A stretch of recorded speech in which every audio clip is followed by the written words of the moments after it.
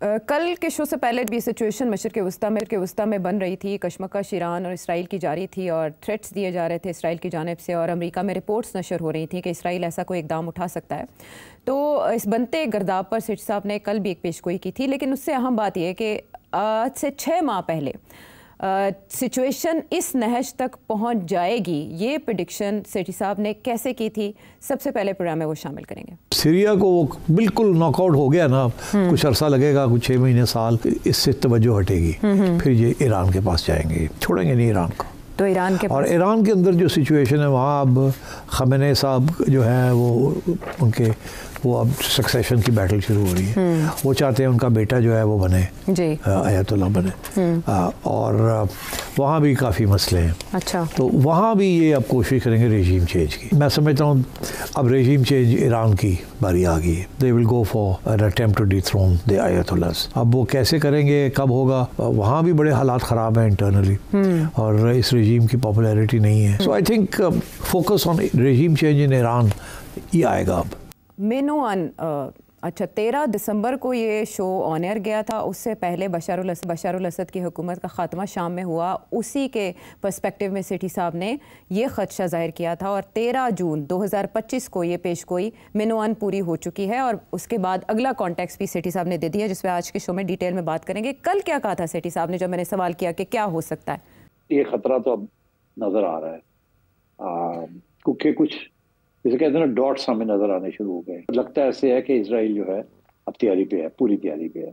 और ऐसे भी लगता है कि शायद अमेरिका ने उनको ग्रीन लाइट अगर नहीं दी तो रेड लाइट बंद होकर एम्बर लाइट पे आ गए। मैं समझता हूँ कि Israel will launch an attack on Iran's nuclear facilities.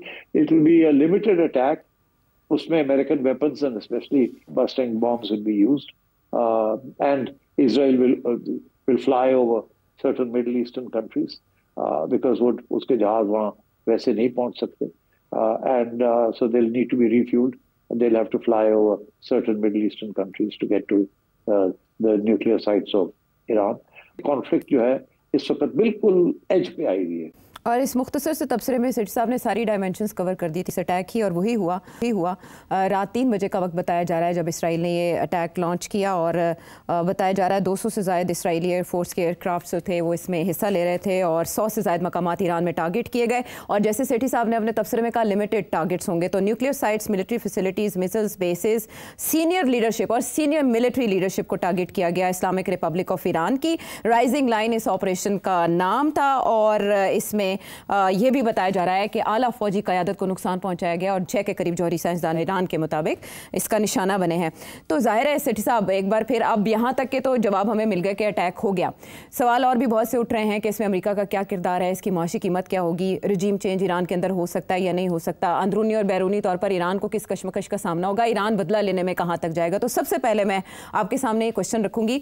Israel के वज़ीर आज़म नेतन्याहू ने खिताब किया कौम से, और उन्होंने उसमें बाकायदा ईरानी अवाम को भी मुखातिब किया, और उन्होंने कहा कि हम किसी भी हद तक जाएंगे क्योंकि ईरान सबसे बड़ा ख़तरा है इसराइल के लिए, और हम इस ख़तरे से ख़ुद को निजात दिलाएंगे, नस्लों को निजात दिलाएंगे।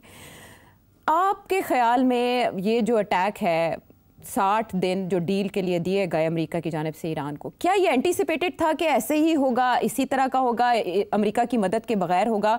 इससे पहले भी कभी हमला किया जा सकता था, या टाला गया, बदला गया प्रोग्राम को? Thank you Asha. Donald Trump झूठ बोल रहा है।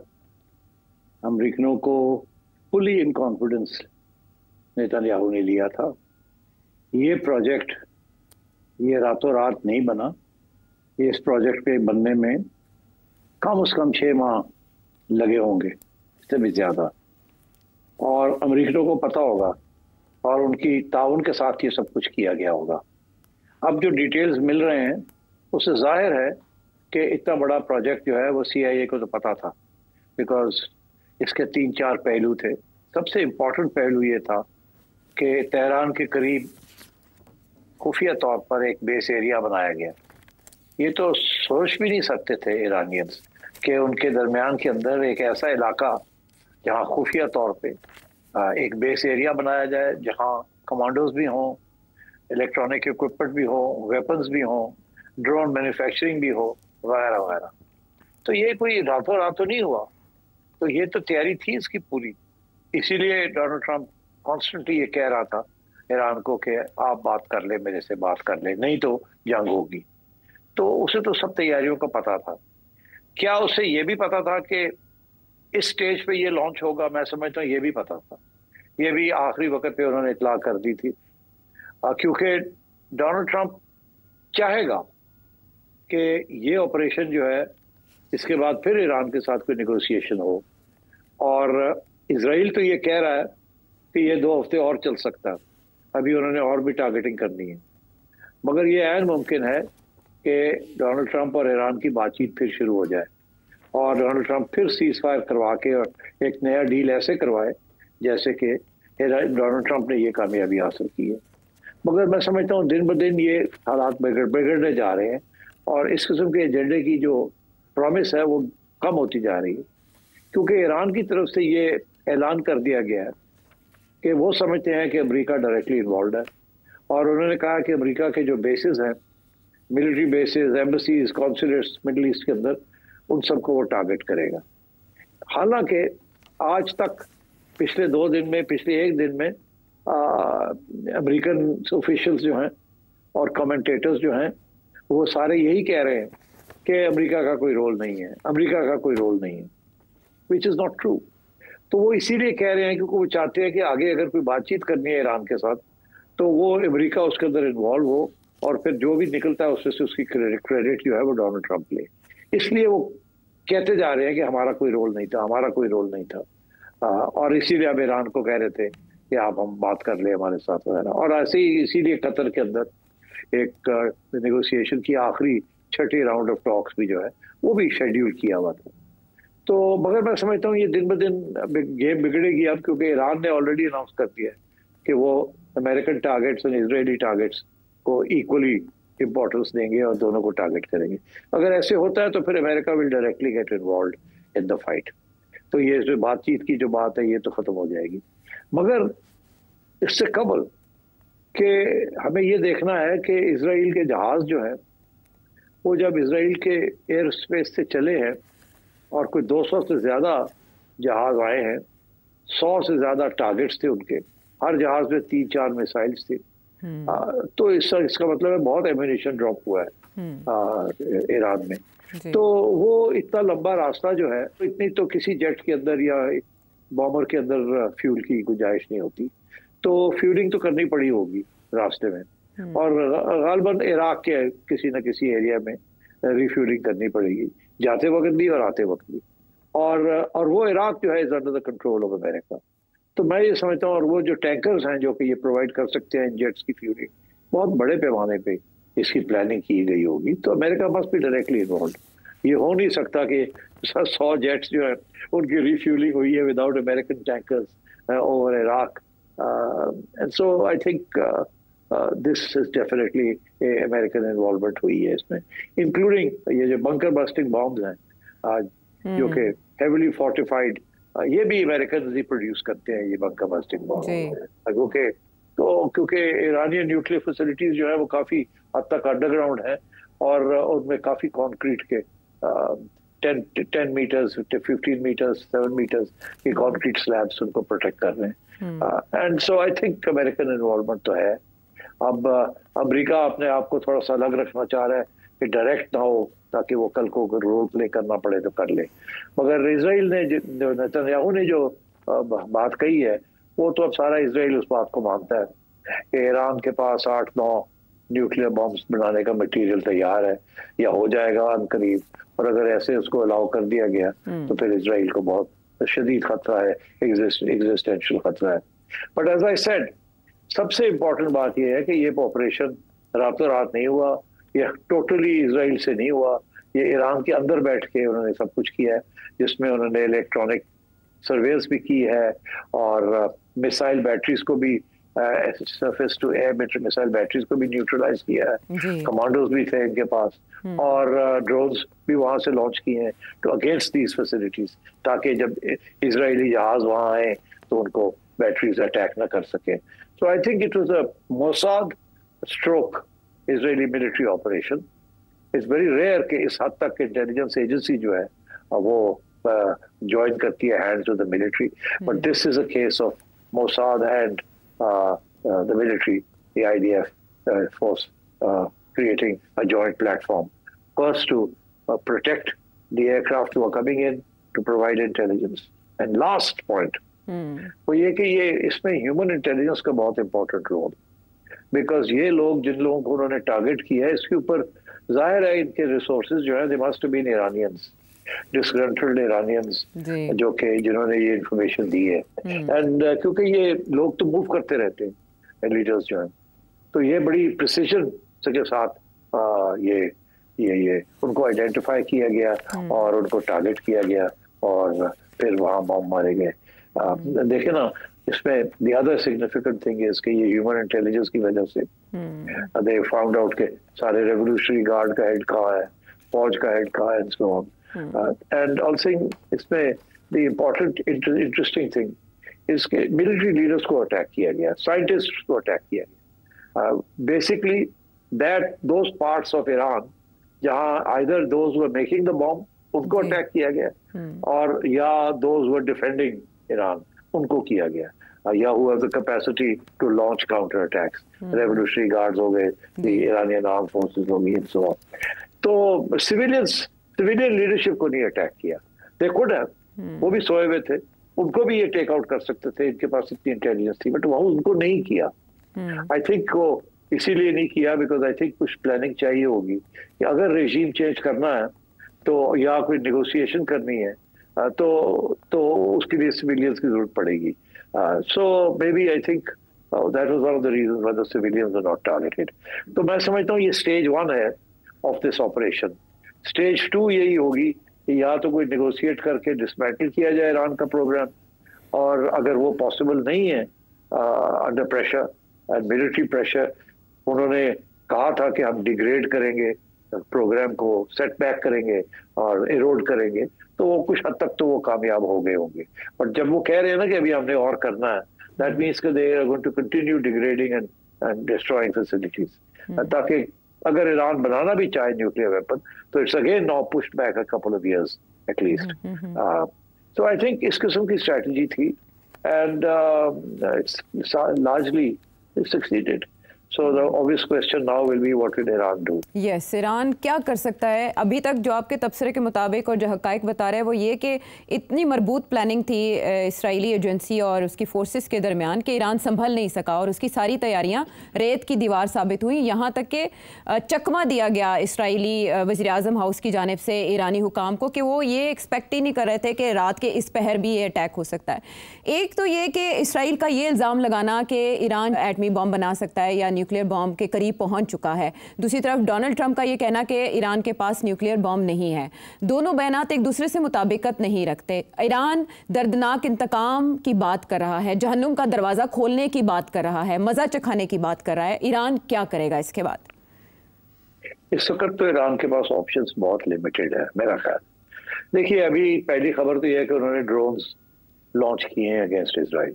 पता नहीं कब के वो चले हुए हैं ड्रोन्स और कब पहुंचेंगे, और रास्ते में ईरान के जो दुश्मन मुल्क हैं या जो अमेरिकन एलाइज हैं या इसराइल के एलाइज हैं, जॉर्डन हो गया, इराक हो गया, वहाँ उनमें से मेजॉरिटी तो वहीं शूट डाउन कर दिए जाएंगे। Drones are slow flying objects and so I think वो जो अटैक है वो तो कुछ हद तक रिपल्स हो जाएगी। उसके बाद Iran is threatening to launch missiles.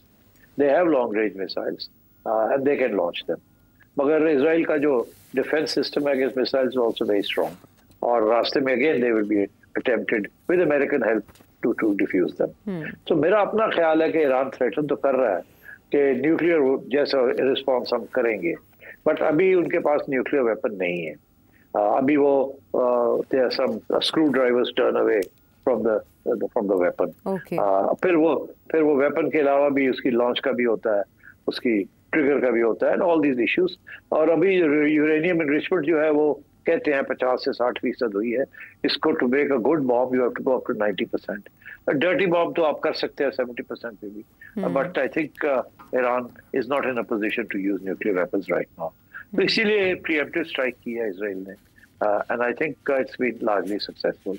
अब ईरान करेगा क्या? अगर ईरान अमेरिकन इंटरेस्ट को अमेरिकन बेसिस को, अमेरिकन को अटैक करता है इन द मिडल ईस्ट, तो फिर अमेरिका डायरेक्टली इन्वॉल्व हो जाएगा। अभी वो इनडायरेक्टली इन्वॉल्व है, बिकॉज अभी भी डोनाल्ड ट्रंप समझता है कि अगर इसको हमने ईरान को कंट्रोल कर लेते हैं और रिजीम चेंज कर लेते हैं, डिस्ट्रॉय नहीं करते, like they destroyed Libya, like they destroyed to begin with Iraq and then they destroyed the other countries, Syria for example, तो that is the preferred option.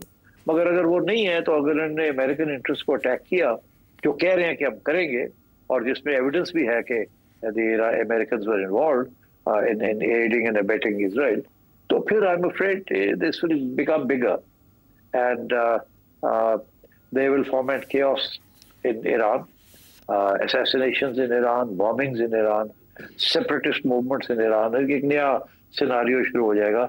आपको याद आ जाएगा इराक में जो इन्होंने किया था और जो सीरिया में हुआ।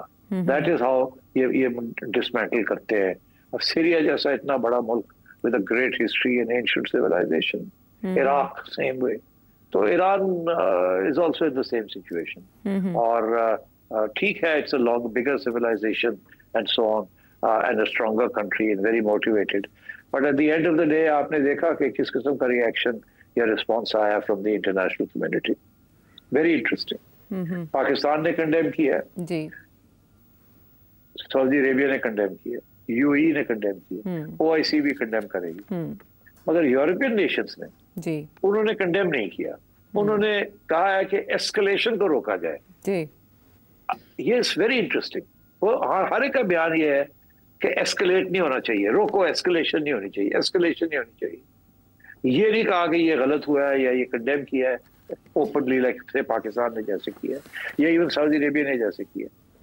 तो आई थिंक इसका मतलब ही ये है कि this is Donald Trump's plan कि एस्केलेशन को रोका जाए, और रोक के फिर Donald Trump and America and the international community play some role, जिसमें रेजीम चेंज भी हो जाए, ईरान की लंबी चौड़ी डिस्ट्रक्शन ना हो, मगर nuclear programme forever and forever खत्म कर दिया जाए।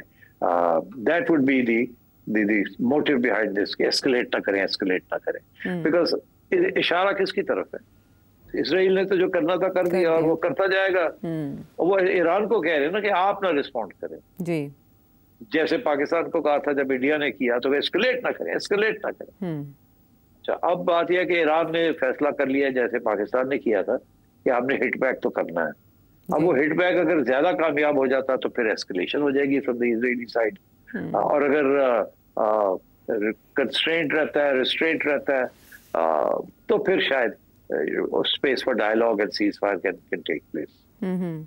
अच्छा, लेकिन सिर साहब, जैसे इंडिया और पाकिस्तान का मामला था, इसराइल और ईरान, इसमें ईरान बहुत कमज़ोर मुल्क है जिसमें अंदरूनी कशमकश भी अपनी जगह अहम है। आपने माजी का भी हवाला दिया, चैलेंजेस अंदरूनी तौर पर क्या रहे, मुआशी दबाव अपनी जगह पर अहम है। तो सिर साहब, ईरानी अवाम स्पेशली अगर इस तरह से जंग लगती है और वहाँ मुजाहरे शुरू हो गए हैं और बदला लेने का कहा जा रहा है, हुकूमत पे दबाव अंदरूनी तौर पर बढ़ाया जा रहा है, अवाम किस हद तक हुकूमत के साथ होगी और रजीम चेंज के लिए कितने हालात साजगार हैं ईरान के अंदर? जी हाँ, बहुत अहम सवाल है। बड़ी इंटरेस्टिंग सिचुएशन है ईरान के अंदर। ईरान के अंदर ये जो रेजीम है ये ज़्यादा पॉपुलर नहीं है, बिकॉज बड़े इस रेजीम की फॉरेन पॉलिसी के बेस के ऊपर, रेडिकल इस्लामिक पॉलिसी के बेस के ऊपर बहुत सी सफरिंग की गई है ईरान की इकोनॉमी ने, ईरान के लोगों ने। सैंक्शंस लगे हैं और इन्फ्लेशन है और अनएम्प्लॉयमेंट है, हालात अच्छे नहीं है ईरान के अंदर, एंड लोग तंग भी आए हुए और बड़ी घुटन है वहाँ, इस पर कोई शक नहीं है। तो इस रेजीम बड़ी ऑप्रेसिव रेजीम। अच्छा, अब ये एक तरफ तो ये है, दूसरी तरफ ये है कि वो एक सिविलाइजेशनल स्टेट है, एक नेशनलिज्म जो है, Persian Iranian nationalism is a very strong force. तो जब ये फॉरेन इंटरवेंशन होती है इस किस्म की, तो उस वक्त वो नेशनलिज्म उभरती है। आपने देखा पाकिस्तान के अंदर भी कि जब ये इंडिया ने अटैक किया तो सारी फोर्सेस इकट्ठी हो गई, इवन द ऑपोजिशन, पीटीआई वगैरह। तो ये एक नेशनलिज्म का इजहार होता है। अब ईरान के अंदर भी ये दो कशमकश चलेगी। एक तरफ ऑपोजिशन, वो देखेगी कि अभी क्या हमारा मौका बन रहा है, क्या अब हमें रेजीम चेंज की तरफ जाना चाहिए और आयतुल्लाह की जो रेजीम है, इस्लामिक रेजीम को ख़त्म करके एक सेकुलर रेजीम की तरफ जाना चाहिए, डेमोक्रेटिक रेजीम की तरफ जाना चाहिए, जो कि अमेरिका को और वेस्टर्न को बड़ा खुश करेंगे। इस किस्म के लोग जो हैं उनको शायद पीछे से सपोर्ट भी मिले। दूसरा ये कि क्या फिर खड़े हो जाए अमेरिका के खिलाफ, तो मैं समझता हूँ कि जो लोग वहाँ इस्लामिक रेडिकल्स हैं वो तो जाहिर है यही कहेंगे कि अटैक करें।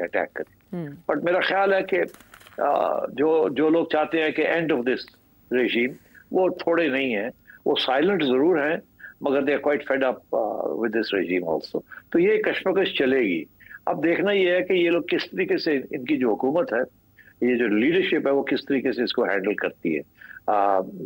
सो I can't say, but what I can say is बहुत से छोटे छोटे ग्रुप्स हैं जो कि अमेरिका के साथ राब्ते में हैं, जो कि ऑपोजिशन के ग्रुप्स हैं। इंटरनल ऑपोजिशन तो नहीं है कोई भी, मगर एक्सटर्नल ऑपोजिशन जरूर है, सेपरेटिस्ट्स हैं, और उनको आइडेंटिफाई करना जरूरी है, बिकॉज अब अमेरिका और यूरोप जो है उनकी तरफ जाएंगे, रुझान होगा। जैसे आपने देखा कि सीरिया के अंदर क्या हुआ। सीरिया के अंदर एक आदमी, एक शख्स, एक सियासी जमात जिसको टेररिस्ट जमात कहा जाता था, उसके लीडर के ऊपर $10 मिलियन का रिवॉर्ड था बाय अमेरिका, और यूनाइटेड नेशंस की टेररिस्ट लिस्ट के अंदर उनका नाम था। रातों रात वो सारा कुछ खत्म कर दिया गया, वो प्रेसिडेंट या लीडर बन गए सीरिया के, और इस वक्त अमेरिका के MIT है और उनको एड भी मिलनी शुरू हो गई। तो बात यह है कि ये चीजें होती हैं इस किस्म की सिचुएशन में।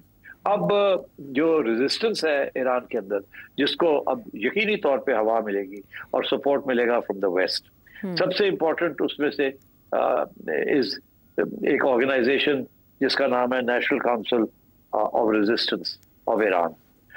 ये एक अम्ब्रेला ऑर्गेनाइजेशन है, इसके अंदर बहुत से छोटी छोटी जमातें हैं, मगर इसके पीछे जो है, जो सोच थी एक जमाने में, वो मुजाहिदीन खल्फ की थी। अब हम लोगों को याद है कि जब अयतुल्लाह खोमेनी आए ईरान के खिलाफ, जब महाज बना और रेजिस्टेंस मूवमेंट बनी, तो उस वक्त मुजाहिदीन खल्फ जो थी वो शाना बशाना सबसे आगे थी, और वो एक लेफ्ट विंग मार्क्सिस्ट ऑर्गेनाइजेशन थी। मगर फिर अयतुल्लाह ने आ गए, और जैसे ही पावर सीज किया अयतुल्लाह खोमेनी ने, इस्लामिस्ट ने, तो मुजाहिदीन खल्फ को उन्होंने आइसोलेट कर दिया और वो भागे फिर वहां से, बिकॉज वो इंटरनल स्ट्रगल शुरू हो गई थी।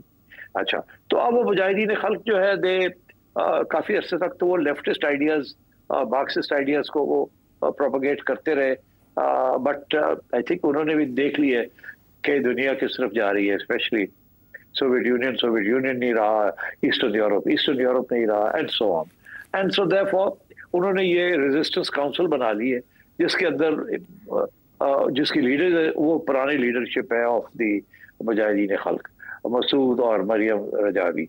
ये कुछ अरसे पेरिस में होते हैं, कभी वो अल्बानिया में बेस किया हुआ इन्होंने, और अब जो मेरी इतला है वो ये है कि American are in touch with them, specially Maryam Rajavi, जो कि उसकी अहलिया थी मसूद की। तो वो अब इस वक्त जो बातें कर रहे हैं, वो तो कह रहे हैं हम डेमोक्रेटिक ईरान बनाना चाहते हैं, हम इलेक्शंस करवाना चाहते हैं, हम एक सेकुलर किस्म की कॉन्स्टिट्यूशन लाना चाहते हैं, इस किस्म की बातें कर रहे हैं, हम ह्यूमन राइट्स को प्रोटेक्ट करना चाहते हैं, हम सियासी प्रिजनर्स को रिलीज करना चाहते हैं, एटसेट्रा। तो ये बातें तो जैसे कहते हैं ना, this is music to the ears of the western countries. इसी तरीके के साथ वो सीरिया के जो लीडर हैं, उन्होंने भी फिर आखिरी वक्त पे ऐसी बातें करनी शुरू कर दी थी, इसलिए फिर उनको भी तस्लीम कर लिया गया। तो इसके अलावा there are some separatist parties, ये तो है ना जो ईरान को इकट्ठा रखना चाहती है, मगर वो सेपरेटिस्ट पार्टीज भी हैं जिसके साथ अमेरिका के तल्लुकात हैं। एक तो खैर जाहिर है वो कुर्दिस्तान फ्री लाइफ पार्टी है, और इसके साथ साथ कुर्दिस्तान वर्कर्स पार्टी है। अब कुर्दिस्तान का तो एक और ही मामला है, कॉम्प्लिकेटेड है, वो टर्की में भी है, इराक में भी है, ईरान में भी उनका हिस्से है, but they are also part of the resistance.